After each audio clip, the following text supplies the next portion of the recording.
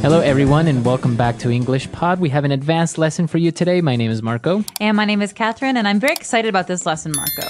It's very interesting. It's about a very controversial topic and a very popular person in history, Charles Darwin. That's right. So he's most famous perhaps for his book, The Origin of the Species. And we're going to be talking a lot about science today. So put your thinking caps on. All right. So without further ado, why don't we listen to this dialogue for the first time?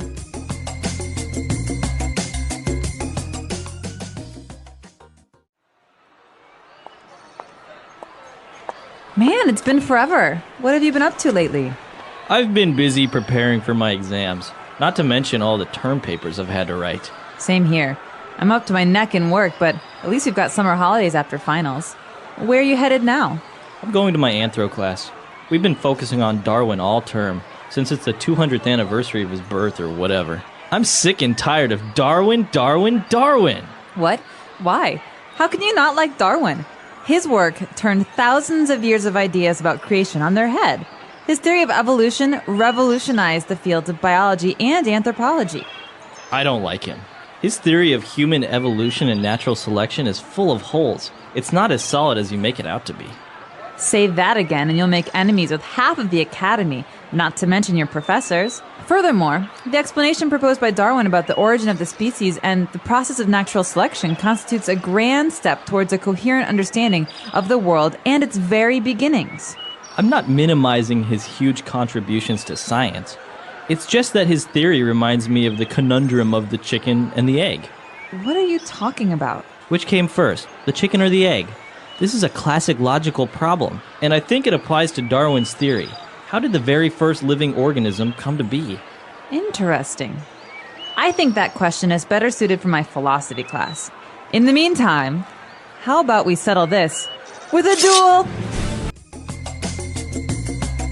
All right, interesting. They have very different views on Charles Darwin, right? They do, and they're both pretty nerdy people. This is a very nerdy university conversation that's happening between classes. Yeah, I think maybe they're like PhD candidates or something. Perhaps. All right, so before we get to talking about some of the ideas in today's dialogue, let's talk about some of the words and phrases that we hear to understand better what's going on. The first part we're going to talk about in today's language takeaway. Language takeaway. All right, on language takeaway today, let's take a look at the first word. And, well, one of the things that many people say is that Darwin revolutionized the fields of biology. And so he revolutionized these because he pushed them forward. He made many changes. He forced changes. So people had to change the way that they thought about these things. If you revolutionize something, a topic or an idea, you are creating new knowledge almost, right? Exactly. You can think of the word revolution, which is a thing. So you think of the Russian Revolution or the American Revolution. These are times of change. So to revolutionize is to bring about change. Very good. All right, so moving forward, they were talking about human evolution. Human evolution. What is that exactly? Good question. So you're not a monkey, I'm not a monkey, but we come from monkeys, right? So we evolved. Right. So the process is called human evolution. That means the process by which humans changed forms to become what we are today. Okay, so you evolve. Now, is it evolution? You usually think of something positive, right? Something evolves into something better. Is it always that way? No, we have another word for the negative, right? So the positive is to evolve, to become better. To get worse is to devolve. Okay. Yeah, to devolve, to go back and to kind of lose things that you had. Okay, interesting. And then they were also talking about Darwin's theory of natural selection. Natural selection. Okay, this is maybe one of the things that Darwin was most famous for, and that's why we've included it in this language takeaway, because it's a key phrase. It's something you hear people talk about a lot. Okay, so natural selection is a process, again, and it's the process by which stronger animals survive over time and weaker animals don't. So if there's a weak species, it can't really survive because it keeps dying and dying, and then finally there's no more. And so this is called natural selection because no one's actually choosing what animals will survive, but it's kind of a natural process. Right, Mother Nature is choosing it. Right. Very good. So natural selection, this is one of the things that Darwin is most famous for. And, well, as Catherine mentioned, Darwin wrote the book Origin of the Species. Right. So origin means beginning. So the origin of mankind, right? So there are many different kinds of animals. You could even say there are many different kinds of like mammals, but there are many different species within that. So human beings, black bears, koalas, chimpanzees. These are all species. And so a species is a classification. So the origin of the species is kind of a way of telling the story of how all these things came about. All right, the origin of the species. And the last one, this word is kind of strange. He talked about the conundrum of the chicken and the egg. Okay, conundrum. I love this word. It's very funny sounding. Yeah, it conundrum. Conundrum. It means like a problem or a riddle or something that's hard to understand. All right, so in this case, it's the conundrum of the chicken and the egg, right? Which came first? How else can you use conundrum? You could say that maybe there's a situation that's very strange and hard to understand. This is quite a conundrum. This is quite a conundrum we have. Yes, so It sounds very fancy, very well educated. it does. All right, so interesting words on language takeaway. Why don't we move on now to 4 phrases on Fluency Builder? Fluency Builder. All right, on Fluency Builder today we have 4 phrases, as we said. So what's the first one?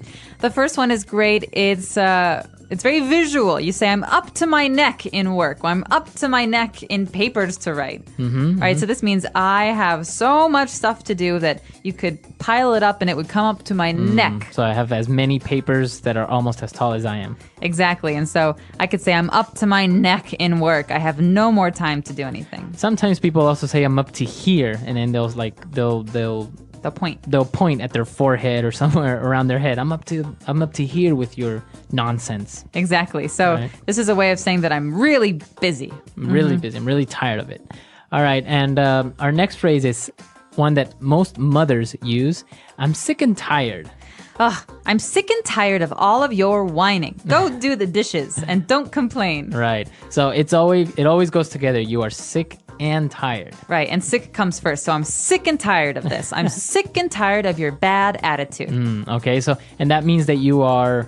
I'm just tired of it. I don't want you to have a bad attitude anymore. Or I'm really done. annoyed by it. I'm annoyed. Okay, sick and tired. And then we saw a phrase that was a little bit separated. He said, the sentence went like this. His work turned thousands of years of ideas about creation on their head.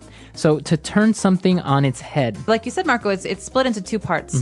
So he turned the field of computer science on its head. So to turn on its head means to completely reverse something, to turn it around. You think 180 degrees. Okay. And so if biology used to be one way, then Darwin made it completely different. So we can say that Isaac Newton completely turned physics on its head with his theory or his findings on gravity. And then years and years later, we had Albert Einstein who turned those theories, or who turned that theory on its head with his own ideas about physics. Very good. So to turn something on its head, to completely change the course of or prove something to be maybe wrong. And the last phrase that we have is the person argued that Darwin's theories were full of holes. Okay, so to say a theory is full of holes is a little bit different than saying that his pants are full of holes, because when you say something is full of holes, maybe they actually have holes. But a theory it's an idea, so it can't have holes. What you're saying is that it's not completely sound. It's not without some problems. And so maybe you're saying that, the cookies are gone out of the kitchen, Marco, and I saw you in the kitchen, so clearly you ate the cookies. Right, so I can say that's full of holes because it was me and it was 3 other people who were in the kitchen, so you can't blame me. It could have been the other 2 people. Right. So if something is full of holes, it's that it has maybe mistakes or it's still missing complete evidence to prove it right. Or it has bad logic. Bad logic. All right. Interesting. So we've taken a look at a lot of words and different phrases here. Let's listen to this argument one last time.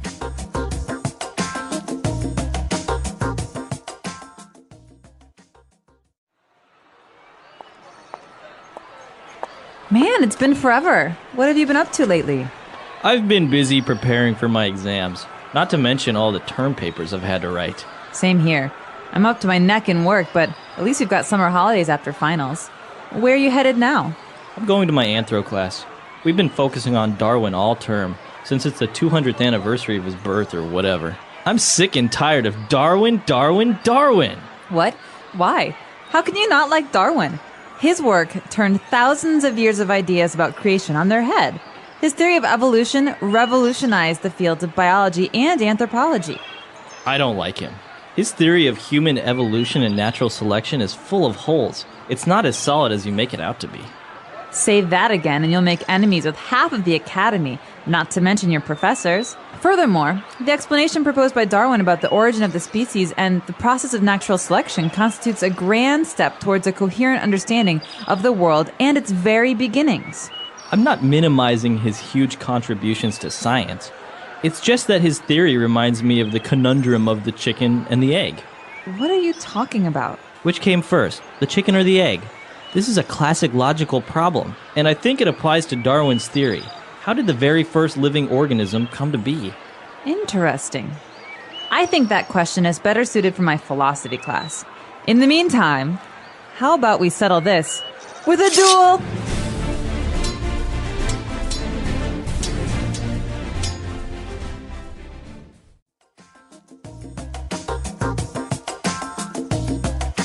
All right, we're back. So interesting, this Darwin's theories and his explanations for the origin of species and life as we know it. But there is the opposite to this, right? There is a certain thing called creationism. There is, and this is a big source of controversy, especially in the United States, because in some places, people want to teach creationism as well as evolution in schools. And so this is the big question. Are they still equal as theories, or is one theory more proven than the other? Right. And it is kind of hard to determine which one is better because one is based on faith. The other one is based more on scientific evidence, right? So they're not really even on the same scale. As we learned before, that's kind of like apples and oranges, right? It is, and there are some people who would say that we have lots of ways of quote unquote proving what happened in the past, but as long as we weren't there, we never really do know. Right. And there's always changes in science, so how can we be sure that what we know now isn't false, isn't misunderstandings? Right. I think for now, this is the best explanation, but that doesn't mean that it's the correct one. Maybe in 100 years from now, we'll have another explanation that's much better or maybe complementary to this one. Well, we want to know what you guys think. Come to our website, englishpod.com. We really want to hear your opinions. What do you think about this topic? It is a little bit controversial, so we really look forward to your comments and any other questions you may have. Yep, and just a reference, creationism is the idea that God created the world or a superior being created the world and that everything came from that. And so let us know what you think. I am very curious too. And that's about it for today. All right. So, we'll see you guys there. Bye-bye. Bye.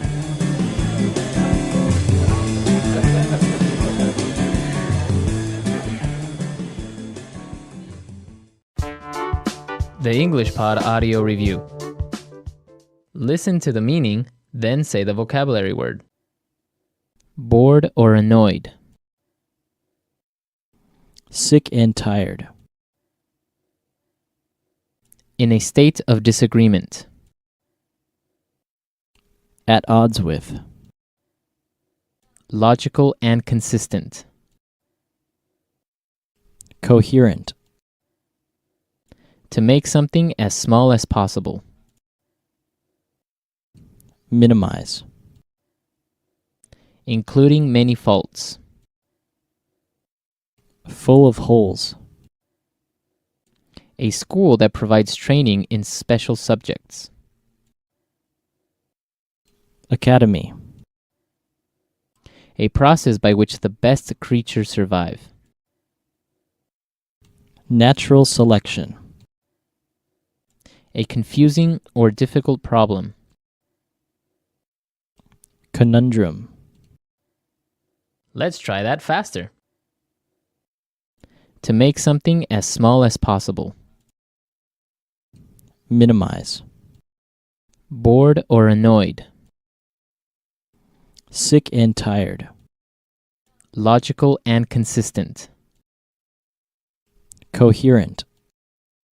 A process by which the best creatures survive. Natural selection. In a state of disagreement. At odds with. A confusing or difficult problem. Conundrum. including many faults. Full of holes. A school that provides training in special subjects. Academy. Now say the word and hear it in a sentence. Sick and tired.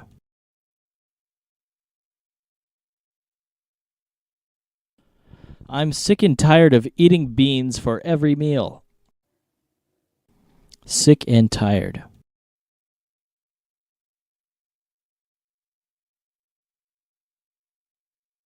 After 30 years of marriage, she became sick and tired of waiting on him hand and foot. Sick and tired.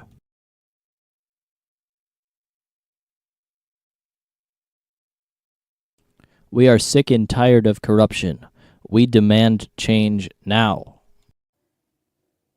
At odds with.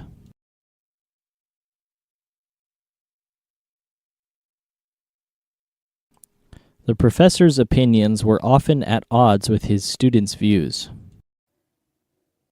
At odds with.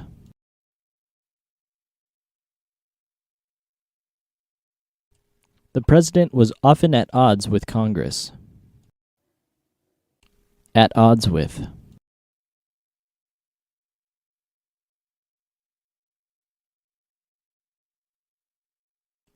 Instead of being continually at odds with each other, the competitors agreed to cooperate.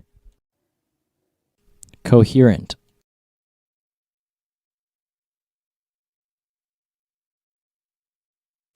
She could speak at length about films in a coherent and eloquent manner.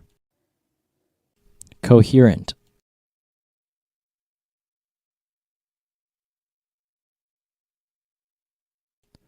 The dazed man could not deliver a coherent response to his rescuers. Coherent.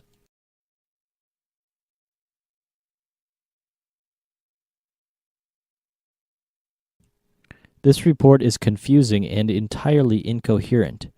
Write it again. Minimize.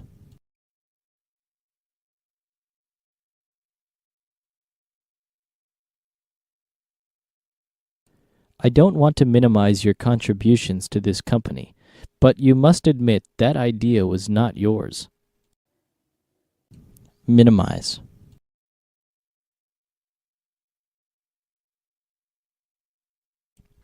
Minimize your impact on the environment and try to recycle. Minimize.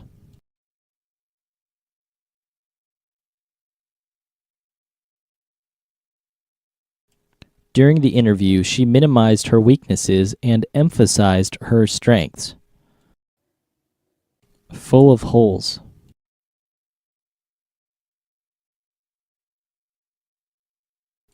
Your paper is well written, but your thesis is full of holes. Full of holes.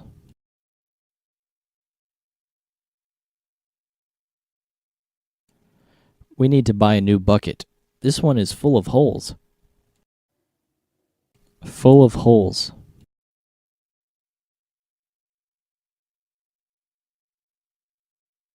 The jury decided the man was guilty because his case was full of holes.